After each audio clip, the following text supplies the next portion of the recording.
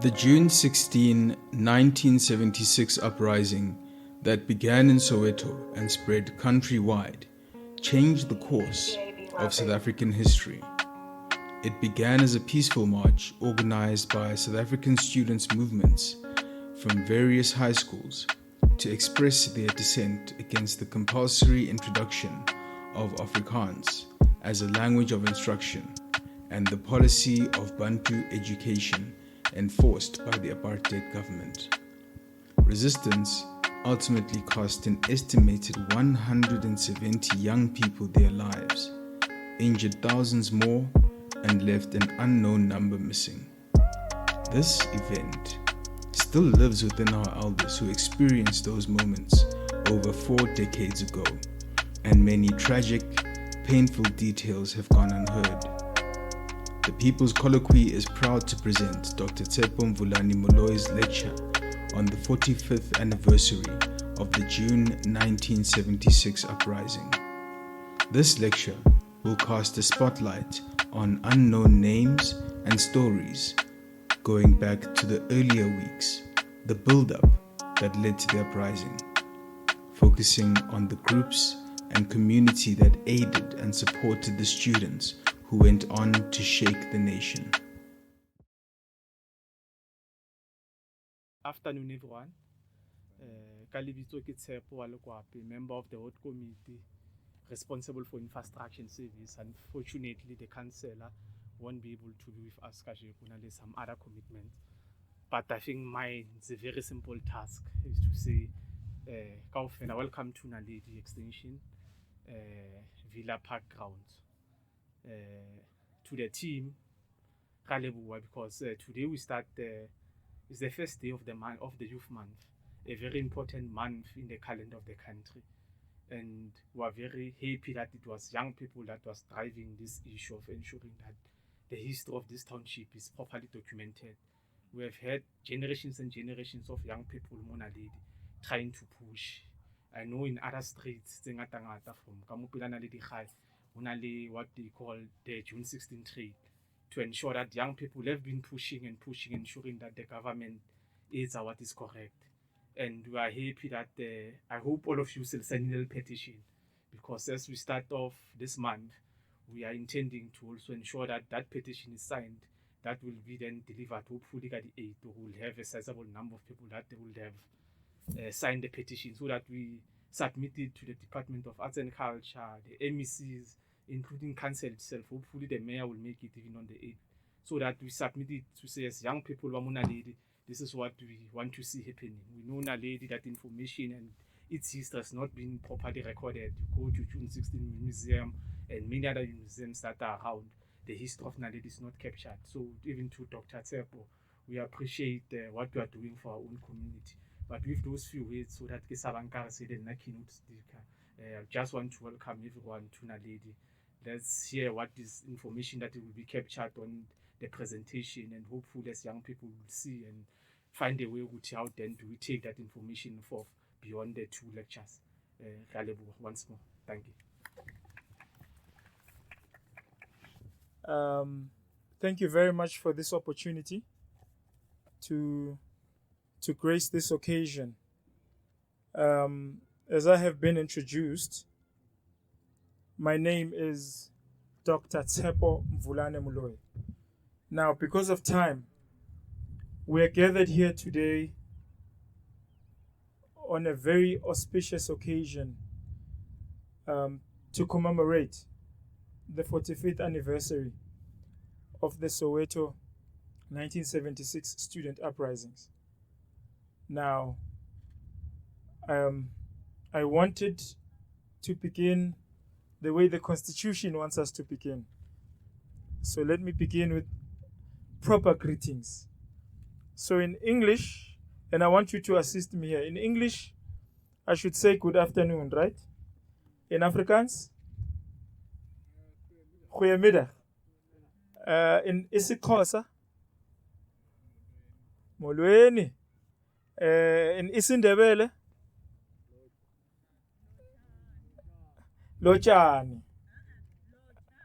Lotshani, right? In isiZulu? Sanbonan. All right. Kasipedi. Tobel. All right. Tobelang. Kasitswana. Kidumelang. Kasitswana. Kasiswati. Kisanbonan. Sanbonan. Kasiswati. Kachivenda. Enda. Kimacheloni avudi.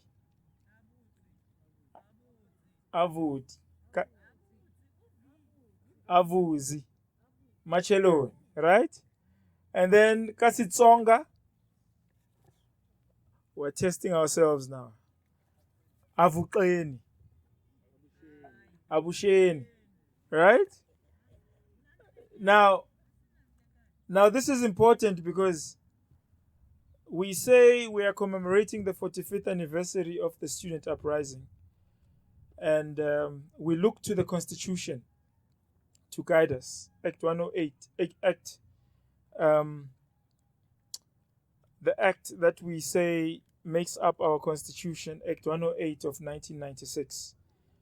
Now, according to that Constitution that we are governed under, I have omitted a language or languages. Can anybody assist me?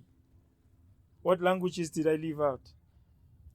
We are told that we've got 11 official languages. I've given all 11. You say 12. Which is this 12?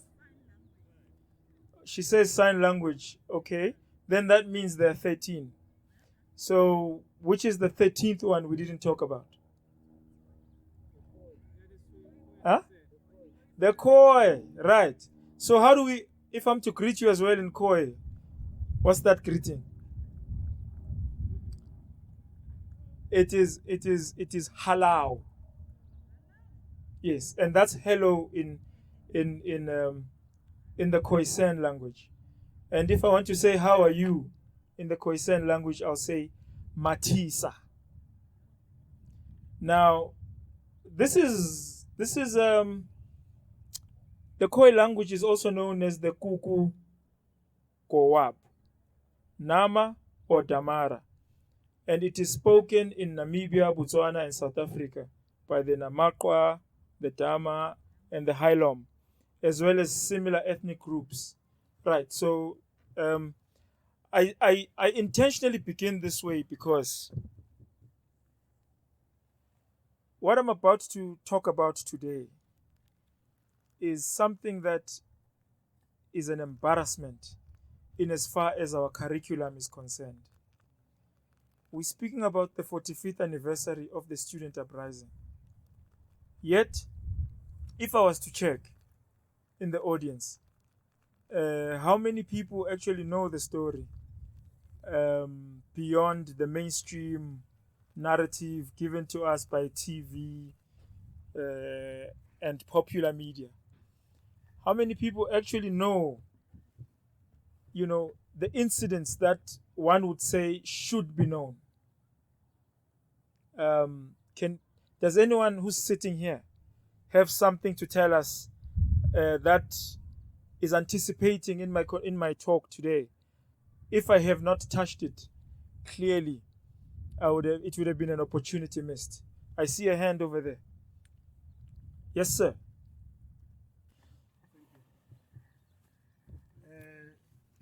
Amanda, ladies and gentlemen.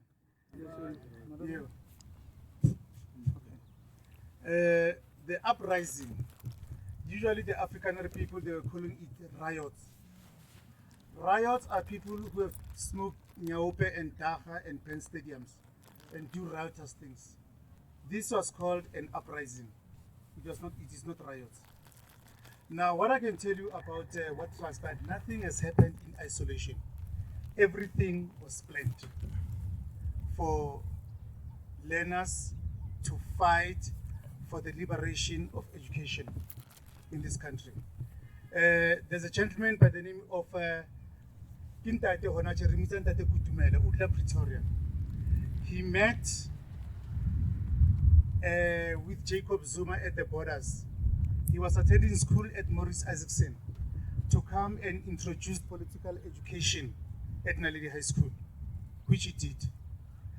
Remember that in 2 years' time, Naledi High will be 60 years of age. Morris is older than that. And in 1976, there were only 8 high schools in Soweto. I think you know how big is Soweto.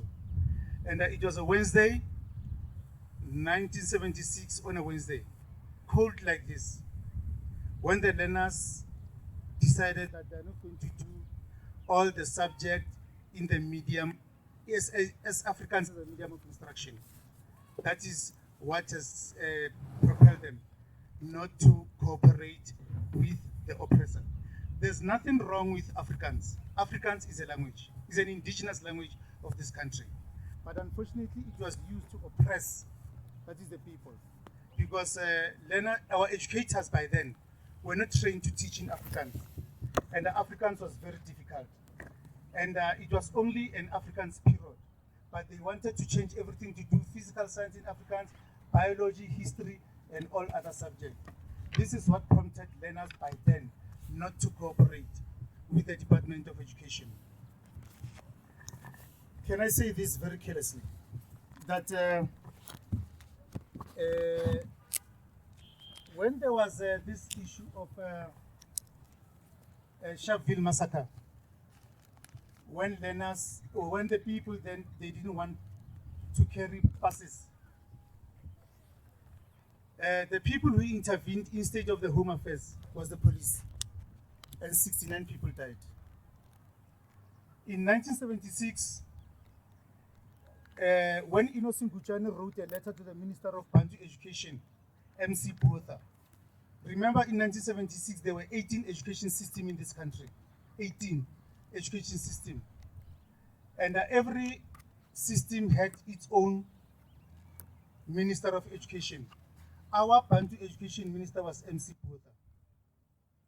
And we had 4 provinces, not 9. You know, the Free State, Natal, and so forth, and Free State. And Innocent Guchane wrote that particular letter. Instead of the Department of Education to respond, the police came and responded with rubber bullets, and many people died, more than 30,000 people. And at Marikani, when the people were working, responding, asking for 12,000 rands per month, the police responded. More than 45 people died. Mm-hmm. Why these people always, whenever they respond, there's chaos? In the past and also in the post-democracy, this gives us a problem. Because the issue of 1976, it was not political, it was educational. To say we want a better education for all. When slaves were taken from Africa to America, the president of America by then refused that all the slaves must do an inferior education. They refused. Because they said one day, the son of a slave can rise up and rule America.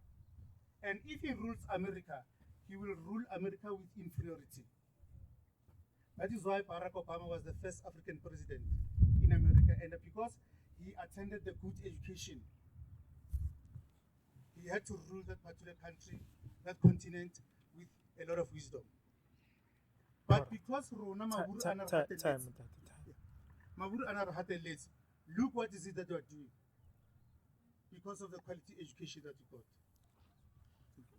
got. For those who don't know him, this is the teacher and the museum curator Yako Naledi High. So Naledi High School has got a museum where they are commemorating the history of the school. Ntate Maphosa is the one who's championing that initiative. So he's on the program for something else, and he has just shocked us now with what he has just done. But I'll leave that to the MC. Now, Is there anyone else who wanted to say something to this before I jump and I continue? Mr. Tshepo? And can I ask you don't become the third keynote speaker? 10 seconds. Sure. No, thanks, Dr. Tshepo.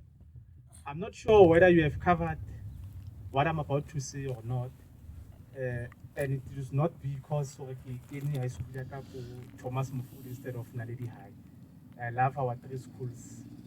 But the point that I wanted to touch, according to my research and the programs that we've done as young people in the past couple of years, past 10 to 15 years, Mona Lady, we now know that the first confrontation that happened actually in Soweto between the police or between the principals and learners actually happened in Thomas Mvulane. That was the first one that actually happened in the entire country. I'm not sure that that issue is captured. So we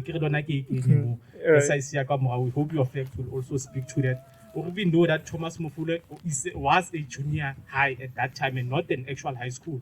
But young people who go Thomas, they had the confrontation, but with the principal of Bona, they won't learn the issue of Afrikaans. Maybe they was inspired by the senior scope on Naledi High in other areas, but I hope that issue, I think one of the things that I'm looking forward to. All right, sure. Okay. I saw a hand burning when you were speaking. So, me Pinky, please come and let's all hold your ring. Hey, key microphone.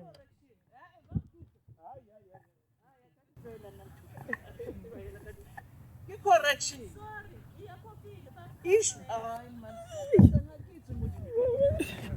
Issue 76. Hayakala called Thomas. It was Naledi High. That is why we are always fighting with why history and Naledi. It's Hosabuikayo. Everything started at Naledi High. We were students by then. I'm sorry, but we never get wrong information.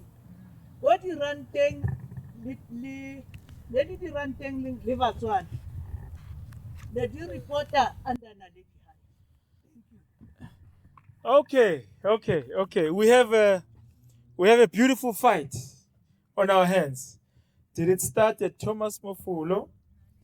Or did it start at Naledi High? It's a beautiful contest now, and it's over to me as the referee from my presentation to cover and see what I would have come out with. So let's begin. First and foremost, let it be said right from the onset, I am very happy with the remarks that we just opened with. I think Ntate Maposa, unfortunately, just dived right into the deep end. So I'm going to have to try and come and be slow. I'll be slow so that we don't leave people behind. So first and foremost, the first remark I want us to go home to note is that the history of the uprising is a contested history. That's the first thing. So nobody must stand in front of you and say, my version is the authoritative one. All versions are up for contestation. However, whoever gives you a version must be in a position to back up their version. They mustn't just say this is their version and that's it and fellara, because the context of the very nature of what we're discussing, these were students from all over Soweto. They didn't know each other. Such that even when you talk to students who came from the same school, they won't tell you the same details. That's how complicated the narrative is. So when you capture the story, you need to be sensitive that the details will differ here and there, but at least we need to have a picture of what happened. And this is what I will try to achieve today. So getting into it, First, let me explain the rationale for this lecture. Today is the 1st of June. Internationally, this is what is called elsewhere in the world. This is what is referred to as the World Milk Day. They're celebrating the benefits of milk. Elsewhere, today is celebrated as the Global Day of Parents. Here in South Africa, today marks the first day of Youth Month. At 10 a.m. this morning, the Minister of Women, Youth and the Disabled, together with the CEO of the National Youth NYTA, the National Youth. I'm trying to see here what they call themselves because I want to give you the full name. Mr. Wasim Karim, together with Minister Maite Nkoane Mashibane, they came together today in conjunction with Department of Sports, Arts and Culture, and they were launching what they are calling the activities of Youth Month. Right. So today was the launch. Now, because we were here, we didn't hear what they've planned for this month, but we of course know that the 16th of June is one of the things that they would have announced on, and that's the NYTA championing that with the Department of Sports, Arts and Culture.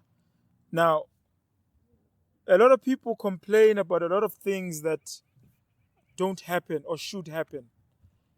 It's a pity because I wanted to play a video so that as I get into the 1976 uprising, I wanted to show you the details that we miss. And because I can't play this video, I'll just narrate. This video consists of the famous picture that all of you know. Umbuyisa holding Hector Peterson, Antoinette on their side. It's the photographer, Ubabu Semunzima, who is narrating in this video from his version what happened on that day. And so what he says basically is he got there early in the morning because they had got intelligence from one of the student leaders that there's going to be a march on the day. And so they arrived. He was, of course, working for the World newspaper, which today is the Sowetan. And when he got there, he could see all these students coming from so many directions. But he caught up with them after Naledi. He caught up with them at Orlando. And he said he wanted the police not to confuse him with the students and think he's one of the students. So he decided to make sure his badge, that he's from the press, that it stood out. And basically, what then would happen is, as he was taking photos, when the first shots hit from where he was standing, he explains that he then saw Hector Peterson fall, and minutes later he would be carried by Umbuyisa Makubu. Of course, at the time they didn't know the names of these people, so it's only later that they would make common sense of who's who. And from there, basically, what would happen is Antoinette would then join, explaining herself to Mbuyisa that she's the sister to the young man that he's carrying. And she was demanding to know, where is he taking him? And when we look at that picture, we think these people know each other. They did not meet before that time. And as we know now, Mbuyisa's story, 3 nights later, he would disappear into into thin air and eventually into exile. So they did not know each other, and the way Antoinette Sithole in this video narrates, she says the car of the press stood, and Mbuyisa put the boy inside the car and turned to me and said, the boy is dead. That's all Mbuyisa said to her. That's the only conversation that happened between the two of them. And then she went into the car because she's the sister. They drove to the nearest clinic. And at the clinic, Hector would be pronounced dead. Now, what I've just told you is what is being narrated by the people themselves in this video. People come and say, wait, but Hector can't be the first victim. The first victim was another boy, older than Hector, who is called Hastings Ndlovu. That's the version of other people who are contesting the Hector version. Now, a lot of people don't know Hastings Ndlovu precisely because, unlike Hector, there was no Babusem Zima taking the photo. To this day, people don't know what Hastings Ndlovu looks like. Of course, if you go to Avalon today, you go to his graveyard, you will see his picture. And it is rude to take his photo and use it because you are saying you're doing research, unless you get the permission from the family. Which is, unfortunately, I was going to show you his photo, but yeah, our machines are performing. So I'm sadly not going to be able to show you his photo. But I want you to know, when you are in the vicinity of the Hector Peterson Museum, be aware that before you get, so if you're coming from Vilakazi Street, there is a primary school now called Mbuyisa Makubu Primary. It's on your right. If you go straight from Mandela's house, because most of you, when you say Vilakazi Street, you only know former President Nelson Mandela's house. So they've named a street after Hastings Ndlovu, and that's where their home is. And because of Department of Sports, Arts and Culture, they've put a blue plaque on the house, so you can't miss the house when you're in that vicinity. Now, this is important because it is not true that Hastings Ndlovu is also the first to fall.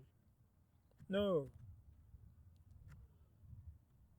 And what I would like to do is just to, there's a lot of things Ntate Maposa said here, which I said he went into the deep end.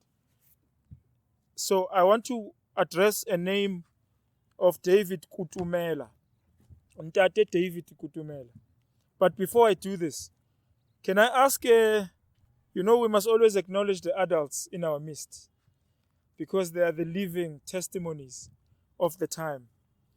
Ke tlo kopa Mepinki, ke kopa o tlo re qoqela hore bashimane ba bangwe o bana ba bangwe ke ba feng, because they are not in the narrative. This is what you call primary research, because it's not in the books. Microphone na hiyo, bua. Yaka Dr Tshepo sa tlhalositse hore Hastings le Hector a se ba ke dithuto. The following day, ka di 17, ho ile gwa ba le information ya hore go Deep Kloof hall. Pele Deep Kloof a ke ne re tseba ile ya Machangane. Yeah. Mamchangane o na pepile ngwana a thunywa a mo pepile. And then wa bithu ngwana a thunywa ha le Potchefstroom Road o tswa ko Maponi. Ho na le phasiteng o mong ngwana o thuntswe le hae a motho. So ke di victims tsa pele tsa ithu tsa o tlhokafala. Hastings o thotse maybe after beke go bara ka re ko bona ha ba mmatla bo Thandi right also in re mbitsa baby shower bo baby shower ha ba mo batla be andapile yena ba ilo mmatla ko bara only to find out bara ba mo register ka abuti wa hae why ka abuti wa hae o na o tswitse background ya abuti a e apere e na le receipt ya dry clean so bara e be mo register ka abuti wa hae is then ha ba thola hore Hastings o tlhokafetse. There's a doctor ke le lebala bitso la hae ke le khalati ka mmelo le kana lwena khala di jara antse a elwana nthweo hore yena student se tlile mo se tlile se thotse ine se Hector Peterson ine le Hastings so doctor o ka re nentse ba mo setse morao a re tse bona fele kae or maybe special branches tsinne se mo jile a re tse. Thank you very much. Now, there's a reason why I have asked Me Pinky. Her name is Me Pinky Sithole. So that when we are quoting, Reskari, who me abua retsebi re ke mang o tsalang ka ena. Lebitso la hae ke Me Pinky Sithole. The reason I decide to allow these views to come from the floor is because I want to sign that the information of our history exists within our elders in our communities. But we always want to go to school and get teachers to tell us what they are getting from distorted versions of books, of people who have no idea, but they went to read and now they are telling us as authorities what happened. So it's very important to acknowledge that we begin by respecting the information that is available to us first from our own vicinities. In decolonial literature, it's called locus of enunciation, meaning respect the premise where you stand before you respect others elsewhere, because that's what colonization has done to us. Now, the key point is when people say Hector Peterson passed away as the first victim, and others say, no, it was Hastings and Ndlovu, and then others come and say, actually, it wasn't none of the above. There were others and they are nameless, as we've just heard from the way Mam Pinky just narrated. What is important here is not a contestation of who died first, because that's where a lot of people start losing it. What's important is to acknowledge the recording of the narrative properly. Today, you know, there's a Hector Peterson Museum. And what they've tried to do there is to archive the story of 1976. But even they acknowledge, for example, where Hector was shot, it remains a very contagious topic. While others say it is this corner, others are saying it's where the museum is now. So there is no agreement. So as a listener, you want to check, but which version is the one that you at least can have a sense of. But all of this that I'm talking now is removing us from the agenda.